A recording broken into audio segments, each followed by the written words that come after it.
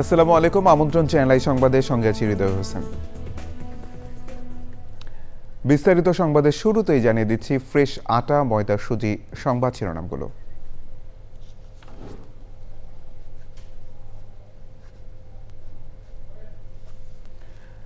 ঢাকা 17 আসনে ভোটার তালিকায় অন্তর্ভুক্ত হলেন তারেক রহমান। গুলশান, বনানী, বারিধারা ক্যান্টনমেন্ট আসনের জন্য মনোনয়নপত্র সংগ্রহ।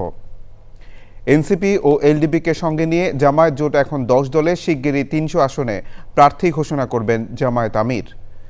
দেশজুড়ে রিটার্নিং কর্মকর্তার কার্যালয়ে মনোনয়নপত্র সংগ্রহ ও জমা দেওয়ার কার্যক্রম। মনোনয়নপত্র জমা দেওয়ার শেষ দিন সোমবার। দিনাজপুর 3 আসনে বেগম খালেদা জিয়ার পক্ষে মনোনয়নপত্র জমা। জটিল অসুস্থ বেগম জিয়ার চিকিৎসায় দেশি বিদেশি চিকিৎসক। এবং হাদি হত্যা মামলায় চার্জশিট 10 দিনের মধ্যে দেয়া হবে জানিয়েছেন স্বরাষ্ট্র উপদেষ্টা। অন্তর্বর্তী সরকারের মেয়াদি বিচার শেষ হবে আশা।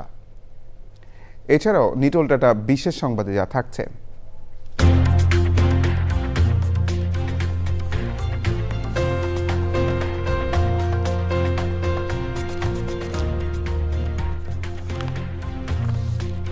সোনারগাঁও বিশ্ববিদ্যালয়ে সমাবর্তনের খবর।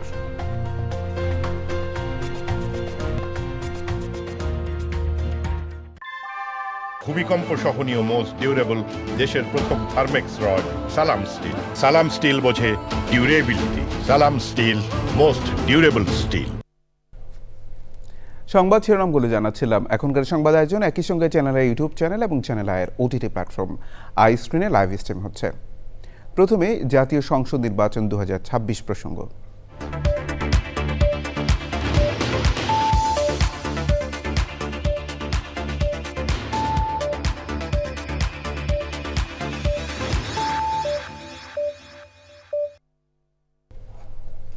ঢাকা 17 আসনের ভোটার তালিকায় অন্তর্ভুক্ত হলেন বিএনপির ভারপ্রাপ্ত চেয়ারম্যান তারেক রহমান। ভোটার তালিকা আইনের 15 ধারা অনুযায়ী তাকে ভোটার তালিকায় অন্তর্ভুক্তির অনুমোদন দিয়েছে নির্বাচন কমিশন। এর মাধ্যমে সংসদ নির্বাচনে প্রার্থী হতে বিএনপির ভারপ্রাপ্ত চেয়ারম্যানের আর কোনো বাধা থাকল না। নাজিব বেগের রিপোর্ট। দীর্ঘ 17 বছর প্রবাস জীবন শেষে দেশে ফিরে শনিবার নির্বাচনের প্রশিক্ষণ ইনস্টিটিউটে গিয়েছিলেন বিএনপির ভারপ্রাপ্ত চেয়ারম্যান তারেক রহমান। সম্পন্ন করেন ভোটার নিবন্ধন কার্যক্রম। ঢাকা 17 আসন থেকে ভোটার আবেদন করেন তিনি। শনিবারই তারেক রহমানের এনআইডি প্রস্তুত হয়। তবে ভোটার তালিকায় অন্তর্ভুক্তির জন্য অপেক্ষা ছিল নির্বাচন কমিশনের অনুমোদনের। বিকালে তারেক রহমান ভোটার তালিকায় অন্তর্ভুক্ত হয়েছেন বলে জানায় ইসি। রোববার দুপুরে আগারগাঁওয়ে নির্বাচন ভবনে প্রধান নির্বাচন কমিশনারের সঙ্গে সাক্ষাৎ করে বিএনপির প্রতিনিধি দল। পরে দলের স্থায়ী কমিটির সদস্য নজরুল ইসলাম খান বলেন, জামাতের সাথে জোট গঠনে এনসিপির সিদ্ধান্ত তাদের ঘোষিত আদর্শের সঙ্গে যায় না। তাদের এই সিদ্ধান্ত না, তাদের এই ভাবনার সঙ্গেই দ্বিমত পোষণ করে তাদের অনেক নেতৃবৃন্দ দল ছাড়ার ঘোষণা দিয়েছেন। অর্থাৎ মনে হয় যেন তাদের ঘোষিত আদর্শ বা ঘোষিত ভাবনার সঙ্গে তাদের এই নতুন চিন্তা এটা বোধহয় যাচ্ছে না আর কি।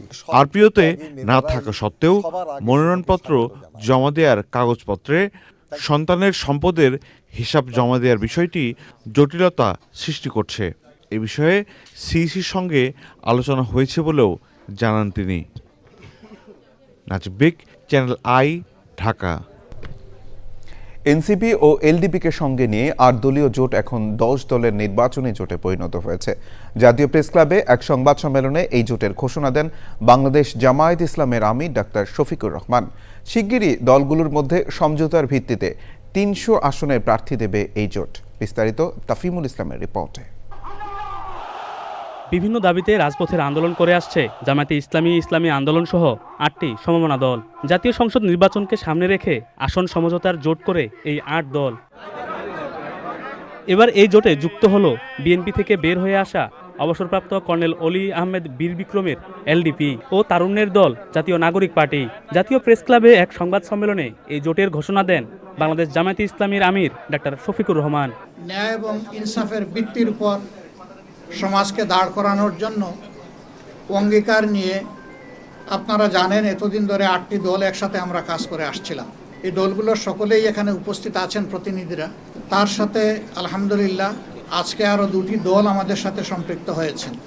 জনাব কর্নেল অলি আহমদ বীর বিক্রমের নেতৃত্বে এলডিপি এবং এনসিপি।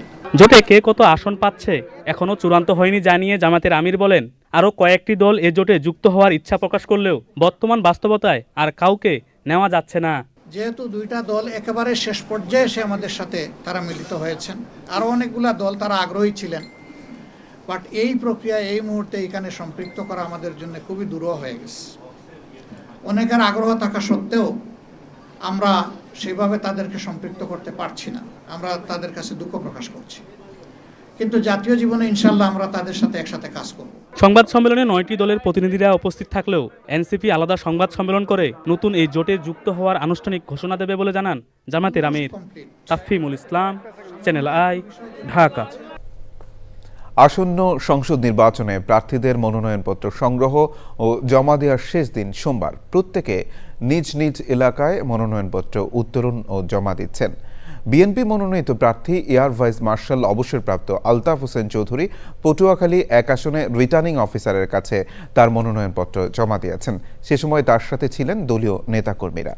রাজশাহী 1 আসনে মনোনয়নপত্র জমা দিয়েছেন বিএনপি মনোনীত প্রার্থী শরীফ উদ্দিন। এর আগে বিভিন্ন রাজনৈতিক দল ও স্বতন্ত্র প্রার্থী হয়ে 44 জন মনোনয়ন ফর্ম উত্তোলন করেছেন। চাঁদপুর 3 আসনে মনোনয়নপত্র নিয়েছেন জামায়াত ইসলামের সংসদ সদস্য প্রার্থী। একই আসনে শনিবার মনোনয়নপত্র জমা দিয়েছেন বিএনপির প্রার্থী শেখ ফরিদ আহমেদ মানিক। চুয়াডাঙ্গার 2টি আসনে বিভিন্ন দলের হয়ে মনোনয়নপত্র সংগ্রহ করেছেন 8 প্রার্থী। নড়াইল 2 আসনে মনোনয়নপত্র সংগ্রহ করেছেন বিএনপি প্রার্থী ডক্টর ফরিদুজ্জামান ফরহাদ। আগামী জাতীয় সংসদ নির্বাচন ও গণভোটকে সামনে রেখে সব ধরনের সাইবার নিরাপত্তা নিশ্চিত করতে জাতীয় সাইবার সুরক্ষা এজেন্সিকে নির্দেশ দিয়েছেন প্রধান উপদেষ্টা প্রফেসর মোহাম্মদ ইউনুস। রাষ্ট্রীয় অতিথি ভবন যমুনায় প্রধান উপদেষ্টার সভাপতিত্বে অনুষ্ঠিত জাতীয় সাইবার সুরক্ষা কাউন্সিলের সভায় তিনি এই নির্দেশনা দেন। প্রধান উপদেষ্টা বলেন, আগামী নির্বাচনকে কেন্দ্র করে তথ্য ও প্রযুক্তিগত সক্ষমতা বাড়াতে হবে এবং সব ধরনের সাইবার অপরাধকে কঠোরভাবে মোকাবেলা করতে হবে। তিনি বলেন, সরকার সব ধরনের নাগরিক সেবাকে অনলাইন প্ল্যাটফর্মে নিয়ে আসার চেষ্টা করছে। ইতোমধ্যে অনেক সেবা দেশে ও বিদেশে অনলাইনে দেওয়া হচ্ছে। দেশে ফিরে গুলশানে বিএনপি চেয়ারপারসনের কার্যালয়ে আজ প্রথম অফিস করলেন দলের ভারপ্রাপ্ত চেয়ারম্যান তারেক রহমান। তাঁকে স্বাগত জানান দলের সিনিয়র নেতারা। তারেক রহমান আশায় নেতাকর্মীরা উজ্জীবিত জানিয়ে দলের স্থায়ী কমিটির সদস্যরা বলেছেন, সাংগঠনিক বিষয় ও সংসদ নির্বাচন নিয়ে দলের ভারপ্রাপ্ত চেয়ারম্যানের সাথে তাদের আলোচনা হয়েছে। রিয়াজ ইসলামের রিপোর্ট। 2008 সাল থেকে 2025 সময়ের হিসেবে প্রায় 1.5 যুগ। দেশে ফিরে আসার ঠিক 4 দিন পর বিএনপি চেয়ারপারসনের গুলশান কার্যালয়ে দলের ভারপ্রাপ্ত চেয়ারম্যান তারেক রহমান। দুপুরে কার্যালয়ে পৌঁছালে তাকে স্বাগত জানান নেতাকর্মীরা। পরে বৈঠক করেন দলের স্থায়ী কমিটির সদস্যদের সাথে। বৈঠকের আলোচনার বিষয়বস্তু সাংবাদিকদের জানান বিএনপির সিনিয়র নেতারা। আমরা নির্বাচন কমিশনকে সহযোগিতা করার জন্য আমরা সিদ্ধান্ত নিয়েছি। আমরা ওখানে বসে এতক্ষণ পর্যন্ত সাংগঠনিক, দেশের গণতন্ত্র, দেশের আগামী দিনের নির্বাচন, এইসব ব্যাপারে আলাপ আলোচনা। প্রথমবারের মতো আজকে আমাদের ওনার চেয়ারপারসনের অফিসে উনি আসছেন এখানে। এটা তো অনেক বেশি আমাদের জন্য বড় পাওয়া এবং আনন্দের বিষয়। ঢাকার পরিবেশ নিয়ে কথা হয়েছে, এই যে এখানে যে দূষিত ঢাকা, এটা নিয়ে আলাপ হয়েছে এবং ঢাকার ট্রাফিক নিয়ে আলোচনা হয়েছে। তিনি যখন সামনে আসছেন, আমাদের নেতা কর্মীদের মনোবল বলেন আর যেটি বলেন অথবা কমিটমেন্ট বলেন, সেটা অনেক বড় হয়ে গেছে, অনেক উচ্চ মার্গে গেছে। যুক্তরাজ্যে 1.5 যুগের নির্বাসিত জীবন কাটিয়ে বৃহস্পতিবার দেশে ফেরার পর থেকেই নানা কর্মসূচিতে ব্যস্ত সময় পার করছেন তারেক রহমান। রিয়াজ ইসলাম, চ্যানেল আই, ঢাকা। আসন্ন জাতীয় সংসদ নির্বাচনে ঢাকা 17 থেকে নির্বাচন করতে যাচ্ছেন বিএনপির ভারপ্রাপ্ত চেয়ারম্যান তারেক রহমান। তার পক্ষে মনোনয়ন ফর্ম সংগ্রহ করা হয়েছে। বিএনপি জামায়াতের অনেক প্রার্থী আজ মনোনয়ন জমা দিয়েছেন। তবে নির্বাচন বানচালে একটি গোষ্ঠীর তৎপরতা নিয়ে আশঙ্কা প্রকাশ করে ষড়যন্ত্রের বিরুদ্ধে ঐক্যবদ্ধ হয়ে ভোটারদের ভোট কেন্দ্রে গিয়ে ভোট দেওয়ার আহ্বান জানিয়েছেন বিএনপি প্রার্থীরা। রিপোর্ট রুকসানা আমিনের। আগামী 12ই ফেব্রুয়ারি ত্রয়োদশ জাতীয় সংসদ নির্বাচনকে কেন্দ্র করে প্রার্থীদের মনোনয়ন ফর্ম সংগ্রহ ও জমা দেওয়ার বাকি আর মাত্র একদিন। তাই মনোনয়ন ফর্ম সংগ্রহ ও দাখিল করতে রোববার সকাল থেকে বিভিন্ন রাজনৈতিক দলসহ স্বতন্ত্র প্রার্থীদের ভিড় ছিল সেগুনবাগিচা বিভাগীয় কমিশনার কার্যালয়ে।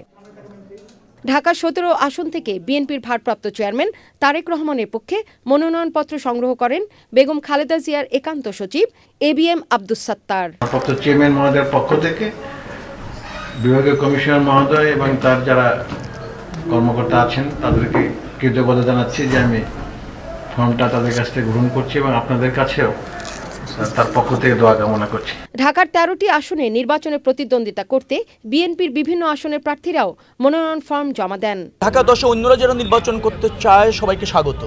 আমরা চাই এটা প্রতিযোগিতাপূর্ণ নির্বাচন হোক। সংখ্যা রাজনীতি আছে, বাংলাদেশের নির্বাচনও আছে, একটা গোষ্ঠীও আছে তারা নির্বাচন ভণ্ডুল করতে চায়, নির্বাচনটা তারা আপনার নস্যাৎ করতে চায়, গণতন্ত্রের উত্তরণ চায় না। এই শক্তি সক্রিয় আছে, কিন্তু মনে রাখতে হবে এই চ্যালেঞ্জ রাজনৈতিক নেতাদেরকে সাহসের সাথে মোকাবেলা করতে। গণতন্ত্রটাকে পুনরুদ্ধার করে একটি ইনক্লুসিভ বাংলাদেশ করতে হবে। তো সেইটাতে আমি মনে করি যে অন্য যে কোনো ষড়যন্ত্র সেখানে ব্যর্থ হয়ে যাবে, এটি আমি মনে করছি। তো আমরা তরুণদের উদ্দেশ্যে এটাই বলবো যে আপনারা দয়া করে ভোট কেন্দ্রে যাবেন। আমরা চাই যে জনগণের আশা আকাঙ্ক্ষার প্রতিফলন ঘটুক। দেশি বিদেশি বেশ কিছু ষড়যন্ত্র রয়েছে।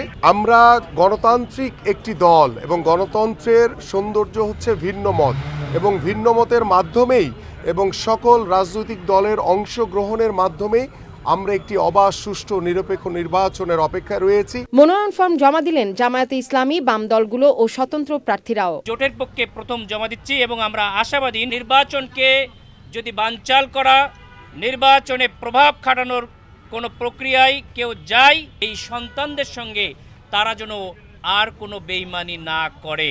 সোমবার মনোনয়ন ফর্ম দাখিলের শেষ দিন। রুকসানা আমিন, চ্যানেল আই, ঢাকা। বিএনপি ক্ষমতায় গেলে কোরআন সুন্নাহর বাইরে কোনো আইন করা হবে না বলে মন্তব্য করেছেন বিএনপির মহাসচিব মির্জা ফখরুল ইসলাম আলমগীর। দুপুরে ঠাকুরগাঁও সদর উপজেলার সালান্দর ইউনিয়নের মানব কল্যাণ পরিষদ প্রাঙ্গণে আলেম ওলামাদের সঙ্গে মত বিনিময়ে তিনি এসব কথা বলেন।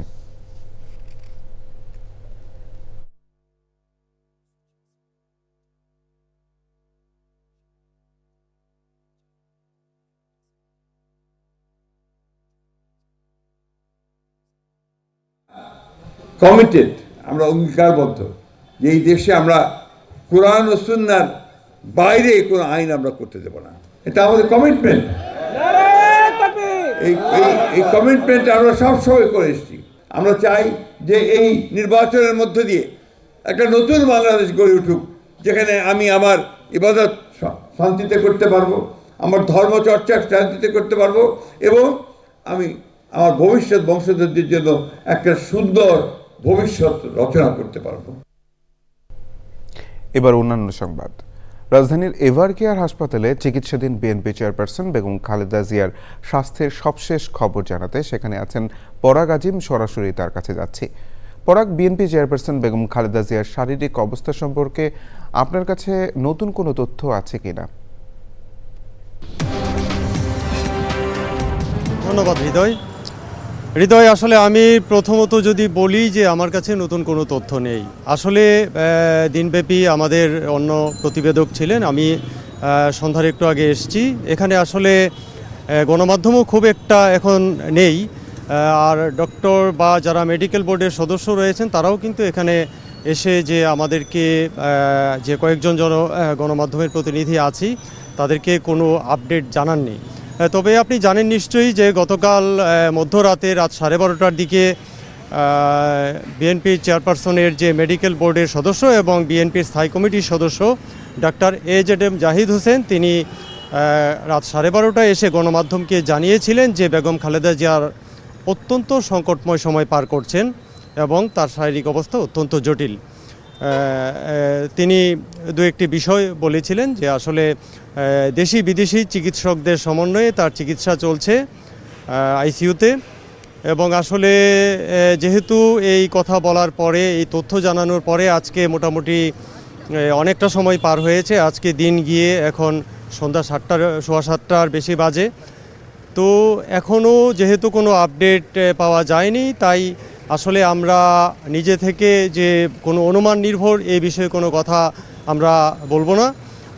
যদি মেডিকেল বোর্ডের কোনো সদস্য এসে আমাদেরকে বেগম খালেদা জিয়ার শারীরিক অবস্থা নিয়ে কোনো আপডেট জানান, তাহলে অবশ্যই আমরা সঙ্গে সঙ্গে আপনাদের মাধ্যমে সারা বাংলাদেশের মানুষকে জানিয়ে দেব। পরাগ, ধন্যবাদ। প্রিয় দর্শক, পরাগ আজিম আমাদের সঙ্গে যুক্ত হয়েছিলেন এভারকেয়ার হাসপাতালের সামনে থেকে।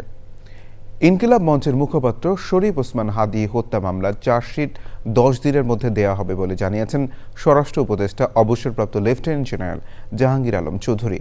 হাদি হত্যায় মূল অভিযুক্ত ফয়সাল ও তার সহযোগী আলমগীরকে পালিয়ে যেতে সহযোগিতা করা 2 ভারতীয় নাগরিককে মেঘালয় পুলিশ গ্রেফতার করেছে বলে জানিয়েছে ডিএমপি। বিস্তারিত জানাচ্ছেন রফিকুল পাশার। ইনকিলাব মঞ্চের মুখপাত্র শরীফ ওসমান হাদি হত্যা মামলার সন্তোষজনক অগ্রগতি হয়েছে বলে জানিয়েছেন স্বরাষ্ট্র উপদেষ্টা।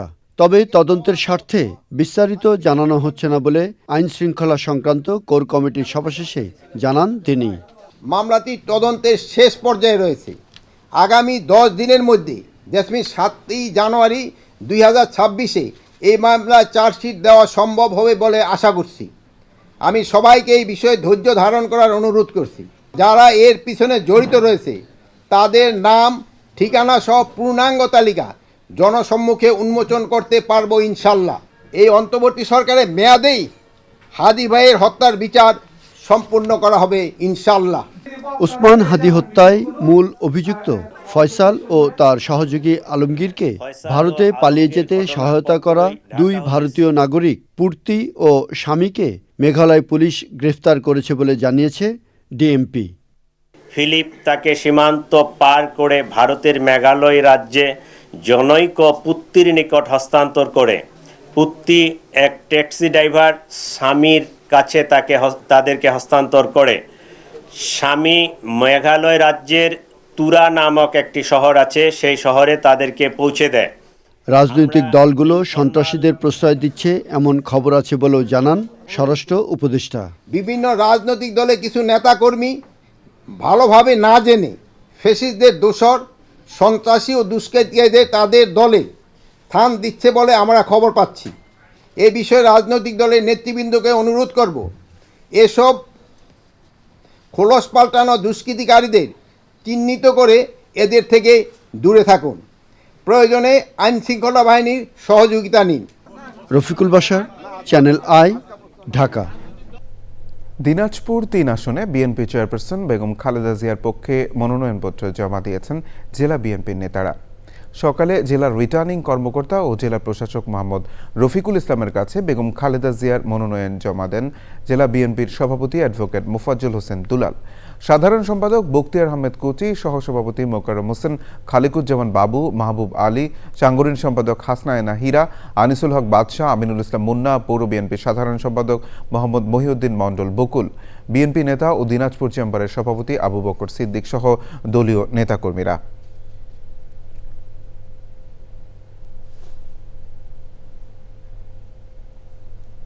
বিপিএল টি20 প্রসঙ্গ।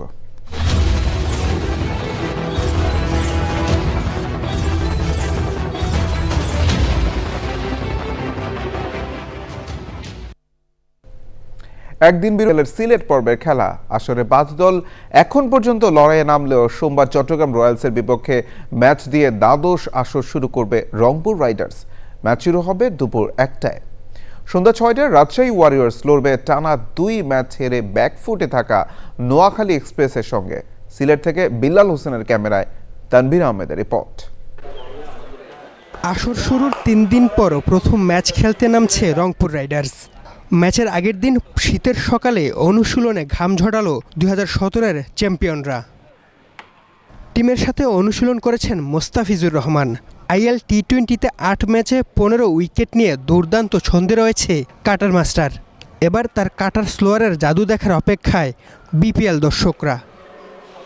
চট্টগ্রাম চ্যালেঞ্জার্সের হয়ে গত আসরে দুর্দান্ত পারফর্ম করেছেন overseas Khawaja Nafay. The BPL boy তকমা পাওয়া পাকিস্তানের কিপার ব্যাটার এবার জয় দিয়ে মাতাতে চান রংপুর রাইডার্সকে। GSL में भी मैं रंगपुर के साथ था, तो मेरे लिए तो न्यू टीम नहीं, हाँ BPL लीग में मेरी न्यू टीम है रंगपुर, तो हाँ नया गोल है। इंशाल्लाह कोशिश रहेगी जिस तरह पिछले साल परफॉर्म किया इस तरह रंगपुर राइडर्स के लिए भी परफॉर्म करूँ इंशाल्लाह। BPL-এর মাঝেই শ্রীলঙ্কার বিপক্ষে 3 ম্যাচের T20-র জন্য প্রথমবারের মতো পাকিস্তানের জাতীয় দলে ডাক পেয়েছেন রংপুর রাইডার্সের এই ক্রিকেটার। बिल्कुल मेरे लिए बहुत प्राउड मोमेंट है। अल्हम्दुलिल्लाह जिस चीज़ के लिए मेहनत कर रहे थे अपने कंट्री के लिए, अल्हम्दुलिल्लाह वो इंशाल्लाह अब नाम आ गया, तो कोशिश रहेगी वहाँ भी जाके परफॉर्म करें इंशाल्लाह। आप लोग दुआ करें।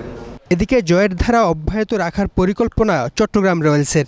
আসরের অন্যতম শক্তিশালী দল রংপুর রাইডার্স। IL T20-তে দুর্দান্ত পারফর্ম করে দলে যোগ দিয়েছেন মুস্তাফিজুর রহমান। তাই তো জয় দিয়ে আসর শুরু করতে আত্মবিশ্বাসী দলটি। সিলেট আন্তর্জাতিক ক্রিকেট স্টেডিয়াম থেকে তানভীর আহমেদ, চ্যানেল আই। সংবাদের এই পর্যায়ে বিরতি নিচ্ছি, আর বিরতির পর জানিয়ে ফিরছি চ্যানেল আই সংবাদে। বিমান বাহিনী প্রধান air chief marshal Hasan Mahmud Khan বলেছেন, দেশ ও জাতির সেবায় বাংলাদেশ সশস্ত্র বাহিনী সবসময় নিয়োজিত।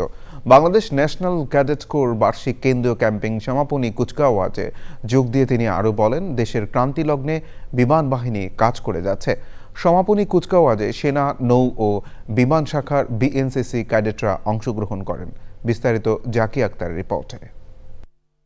বাংলাদেশ ন্যাশনাল ক্যাডেট কোর BNCCর বার্ষিক কেন্দ্রীয় ক্যাম্পেইন 2025-এর সমাপনী কুচকাওয়াজ সাভারে বাইপাইলে BNCC অধিদপ্তরের ট্রেনিং একাডেমিতে 20 ডিসেম্বর শুরু হওয়া এই ক্যাম্পিংয়ের সমাপনী আয়োজনে সেনা, নৌ ও বিমান বাহিনীর শাখার মোট 574 জন BNCC ক্যাডেট অংশগ্রহণ করেন।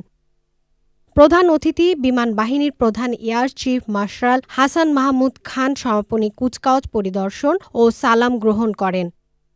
সামাজিক ও জাতীয় পর্যায়ে BNCC ক্যাডেটদের অগ্রণী ভূমিকা পালনের উপর গুরুত্বারোপ করেন বিমান বাহিনী প্রধান। বিভিন্ন প্রয়োজনে অসামরিক প্রশাসনকে সহায়তা প্রদানের মাধ্যমে দেশ গঠন ও আত্মমনোবতার সেবায় বাংলাদেশ বিমান বাহিনী গুরুত্বপূর্ণ ভূমিকা পালন করছে।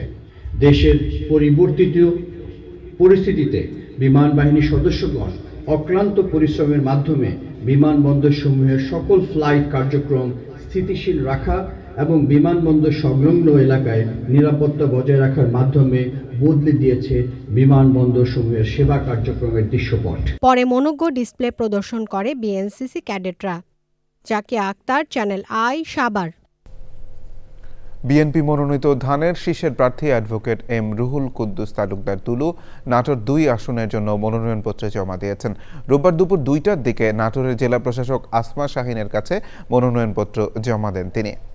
এ সময় উপস্থিত ছিলেন নাটোর জেলা বিএনপির আহ্বায়ক রহিম নেওয়াজ, যুগ্ম আহ্বায়ক শহীদুল ইসলাম বাচ্চু, জেলা বিএনপির সদস্য নাসিম উদ্দিন নাসিম, বিএনপির নেতা ফরহাদ আলী দেওয়ান শাহিন সহ অন্যরা। এখন পর্যন্ত জেলার 4টি নির্বাচনী আসনে বিএনপি, জামায়াত সহ বিভিন্ন দল ও স্বতন্ত্র প্রার্থী হিসেবে 35 জন তাদের মনোনয়নপত্র তুলেছেন। নাটোরের মানুষ অতীতে যেভাবে আমাকে 3বার ঐক্যবদ্ধভাবে ভোট দিয়ে আমাকে নির্বাচিত করে মানুষের সে প্রত্যাশা করি নাটোরের মানুষের কাছে। নাটোরের মানুষ আমাকে নিয়ে যে স্বপ্ন নাটোরের উন্নয়নের জন্য, ইনশাআল্লাহ সেই স্বপ্ন আমি বাস্তবায়ন করার জন্য আমি আপনাদের মাধ্যমে নাটোরের মানুষের কাছে আবারও অঙ্গীকার। গৃহযুদ্ধ আর তীব্র বিতর্কের মধ্যে মিয়ানমারে সাধারণ নির্বাচনের প্রথম ধাপের ভোট গ্রহণ সম্পন্ন হয়েছে। জান্তা সরকারের অধীনে ভোট গ্রহণে একদিকে যেমন ছিল কম ভোটার উপস্থিতি, অন্যদিকে আন্তর্জাতিক মহলেও আছে নানান সমালোচনা। এমনকি জান্তা সরকার বিরোধী দলগুলোকে নির্বাচনে অংশ নিতে না দেওয়ায় সেনা সমর্থিত দলের এক প্রকার জয় নিশ্চিত। বিস্তারিত সুব্রত গাইনের রিপোর্টে। মিয়ানমারে গণতন্ত্রপন্থী নেত্রী অং সান সুচির নেতৃত্বাধীন নির্বাচিত সরকারকে 2021 সালে সামরিক অভ্যুত্থানের মাধ্যমে ক্ষমতাচ্যুত করার পর দেশটিতে আয়োজিত প্রথম সাধারণ নির্বাচন। গৃহযুদ্ধ, দমনপীড়ন, বিশ্বাসযোগ্যতা ও সংকটের মধ্যেই ৩৩০টি নির্বাচনী এলাকার মধ্যে প্রায় 1/3 ভোটগ্রহণ অনুষ্ঠিত হয়েছে। কম ভোটার উপস্থিতি ও রাজনৈতিক টানাপোড়েনের মধ্যেই জান্তা সরকার বলছে নির্বাচন সুষ্ঠু হয়েছে। এই ভোট দেশটিতে রাজনৈতিক স্থিতিশীলতা ফিরিয়ে আনবে। রোববার প্রথম ধাপে ভোট গ্রহণ হয় সীমিত এলাকায়। আগামী 11 ও 25শে জানুয়ারি আরও 2 ধাপে ভোট হবে, যদিও অনেক এলাকায় সরকারের পূর্ণ নিয়ন্ত্রণে নেই। কয়েকটি রাজনৈতিক দলের নেতাকর্মীদের বিনা শর্তে জেল থেকে মুক্তি দিলেও নোবেলজয়ী অং সান সুচি এখনও আটক রয়েছেন। তবে জান্তা বিরোধী কোনো দল এই নির্বাচনে অংশ নিতে পারেনি। এছাড়া সুচির নেতৃত্বাধীন ন্যাশনাল লীগ ফর ডেমোক্রেসিকে ভেঙে দেওয়া হয়েছে। রাজধানী নাইপিদোতে ভোট দেন জান্তা প্রধান মিন অং হেলাইং। ভোট দিয়ে সাংবাদিকদের বলেন, সংসদে বসলে নিয়ম অনুযায়ী রাষ্ট্রপতি নির্বাচিত হবেন। Subrata Gayen, channel I. এবার নিটল ডাটা বিশেষ সংবাদ।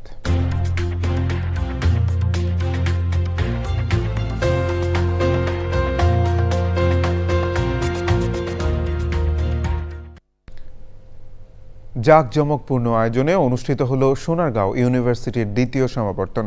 সকালে ইন্টারন্যাশনাল কনভেনশন সিটি বসুন্ধরায় সমাবর্তনের আয়োজন শুরু হয়। সমাবর্তনে বিশ্ববিদ্যালয়ের স্প্রিং 2021 থেকে সামার 2025 পর্যন্ত বিভিন্ন প্রোগ্রামে স্নাতক ও স্নাতকোত্তর ডিগ্রি অর্জনকারী শিক্ষার্থীরা অংশ নেন।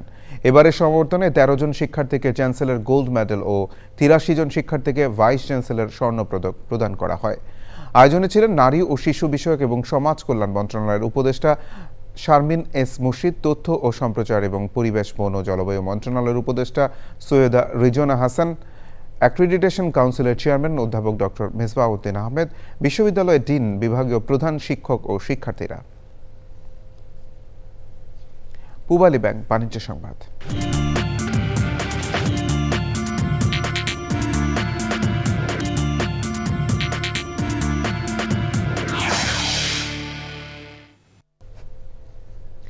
ঢাকা স্টক এক্সচেঞ্জের সপ্তাহের প্রথম কার্যদিবসে লেনদেনে নিম্নমুখী প্রবণতা দেখা গেছে। আগের কার্যদিবসের চেয়ে ডিএসইএক্স সূচক 14 পয়েন্ট কমে 4869 পয়েন্টে দাঁড়িয়েছে। কমেছে বেশিরভাগ কোম্পানির শেয়ারের দাম। হাতবদল হয়েছে 393টি কোম্পানির 385 কোটি 8 লাখ টাকা শেয়ার ও মিউচুয়াল ফান্ড, যা আগের কার্যদিবসের চেয়ে 46 কোটি 98 লাখ টাকা বেশি। এর মধ্যে দাম বেড়েছে 131টির, কমেছে 199টির এবং অপরিবর্তিত রয়েছে 63টি কোম্পানির শেয়ারের দাম। সংবাদে আবারও বিরতি নিচ্ছি, আর বিরতির পর জানিয়ে ফিরছি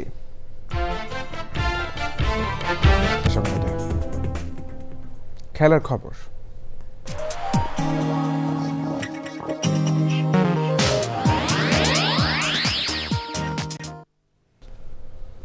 ঢাকা 17 আসনে ভোটার তালিকায় অন্তর্ভুক্ত হলেন তারেক রহমান। গুলশান, বনানী, বারিধারা ক্যান্টনমেন্ট আসনের জন্য মনোনয়নপত্র সংগ্রহ। এনসিপি ও এলডিপিকে সঙ্গে নিয়ে জামায়াত জোট এখন 10 দলের। শিগগিরই 300 আসনের প্রার্থী ঘোষণা করবেন জামায়াত আমির।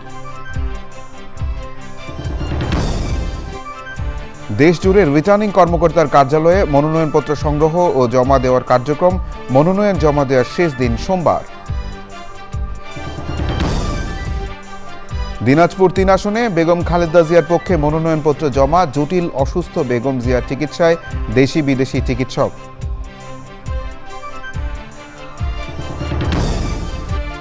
এবং হাদি হত্যা মামলা চার্জশিট 10 দিনের মধ্যে দেওয়া হবে জানিয়েছেন স্বরাষ্ট্র উপদেষ্টা। অন্তর্বর্তী সরকারের মেয়াদে বিচার শেষ হবে আশা।